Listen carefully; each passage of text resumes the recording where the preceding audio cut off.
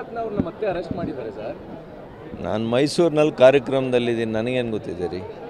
ನೀವು ಹೇಳ್ತಾ ಇದ್ದೀರಿ, ಗೊತ್ತಿಲ್ಲ ನನಗೆ. ಅಲ್ಲ ಪದೇ ಪದೇ ಐ ಆಮ್ ನಾಟ್ ಅವೇರ್.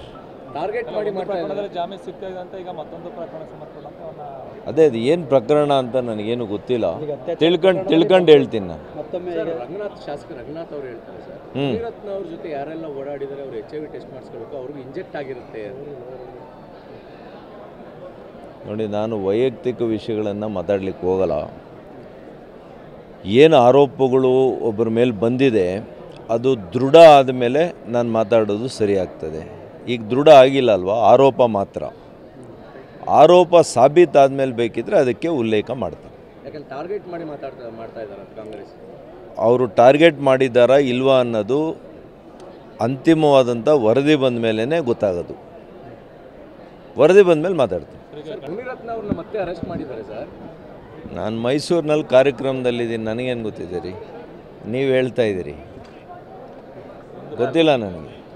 ಅಲ್ಲ ಪದೇ ಪದೇ I am not aware. Target ಮಾಡಿ ಮಾತಾಡಿದ್ರೆ ಜಾಮೀನು ಸಿಗ್ತಾ ಅಂತ ಈಗ ಮತ್ತೊಂದು ಪ್ರಕರಣ ಸಮರ್ಪಣೆ ಅಂತ ಅದೇ ಅದು ಏನು ಪ್ರಕರಣ ಅಂತ ನನಗೇನು ಗೊತ್ತಿಲ್ಲ. ತಿಳ್ಕೊಂಡು ಹೇಳ್ತೀನಿ ನಾನು.